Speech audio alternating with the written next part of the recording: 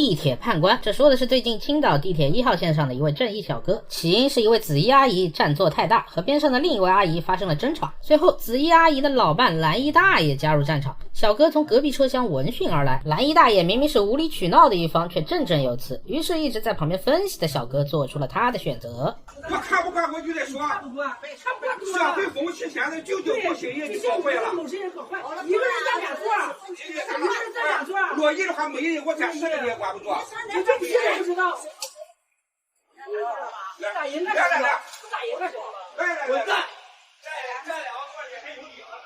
真反手一逼兜，这才叫绝对裁判的公正漂亮。网友生动描绘了他从犹豫到思考再到审判的心路历程，因其正义的审判，所以被网友称赞为地铁判官。最后蓝衣大爷报了警，但经调查，地铁判官的精神有些问题，于是双方达成了和解。虽然地铁判官精神可能有问题，但是三观绝对没问题。所以说恶人还得恶人磨，这个世界可不能没有精神病。